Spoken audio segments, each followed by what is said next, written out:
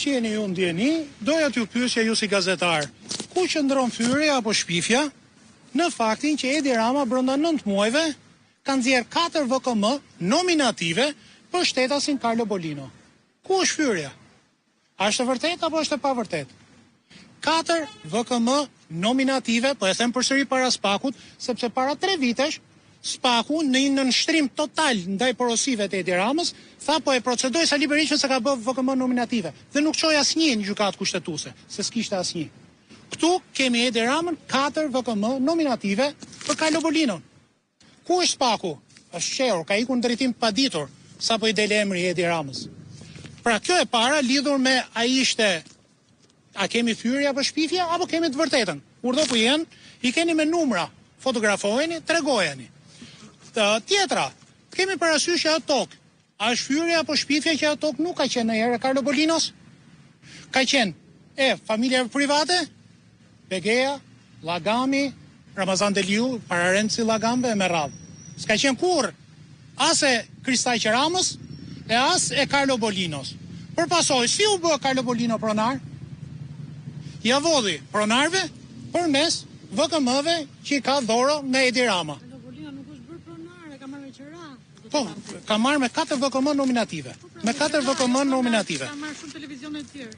Nuk e di, s'gjidhen me televizionet të tjerë. 4 VKM nominative ka marrë një pronë për të cilën nuk i është kthyer pronarit ligjshëm.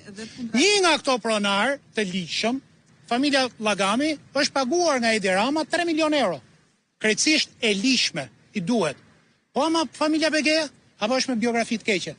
Dhe përveç se të vidhet prona, duhet përballet dhe me gjyqe, duhet përballet edhe me shpifsin ordiner, Carlo Bolino, grabitsin e pronës publike dhe private bashkë.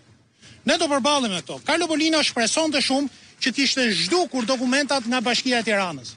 Duke patur mikun e tij, Erion Veliaj, nuk i jepnin dokumenta. Urdhë ku i kemi. Kjo këtu ka qenë shkollë në planin vendor të njësisë 7 në njësia 22. Shkollë për banorët e njësisë 7 të cilët nuk kanë një shkollë të mesme. Dhe pronarët e lanë, nuk e kërkuan.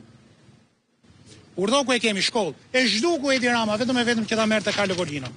Si puna e kësaj këtu, ju ftoj sa herë të keni në pyetje të referoheni këtij materiali. Nevoja ka detyruar të hapja shumë dokumenta dhe të shikoja se si janë vjedhur tokat e Tiranësve nga Edi Rama dhe miqtë e tij. Ka mbi 30 shpifje dhe për fat keq prokurorët publik kthehen në shpifsa ordiner, vetëm për të mbrojtur Edi Ramën, Carlo Bolinon dhe miqtë e tyre. Ne do jemi dhe do përballemi në vijimsi me hajdutët e tokave. Për fat mirë i kemi gjetur këto dokumenta të cilat janë publike, i kemi notarizuar dhe do jenë pjesë e dokumentacionit publik. Ju faleminderit. Zoti Bolino ka bërë vetëm ato që ka dhënë Spaku dhe ju jeni marrë pandeu. Keni koment me këtë? Zoti Bolino ka gënjur. Zoti Bolino ka gënjur sepse ka gënjur Zoti Bolino, sepse ka 30 mashtrime prokurorët. Nuk janë për të njëjtat gjëra. Carlo Bolino e ka ftuar prokurorja këtu pa dokument, nuk e ka regjistruar fare, sepse këtu janë lëtyrat e Edi Ramës, që i përdor Edi Rama si letër higjienike.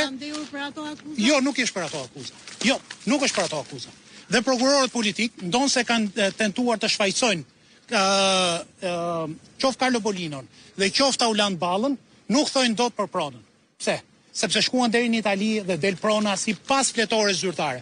Kështu që Carlo Bolino është një hajdut i tokave publike dhe private të Tiranës, është një mik i Edi Ramës të cilin Edi Rama e dorovit me miliona euro, qoftë në akshi, qoftë me toka publike. Carlo Bolino duhet përballet me drejtsinë si hajdut ordiner. Ju falenderit.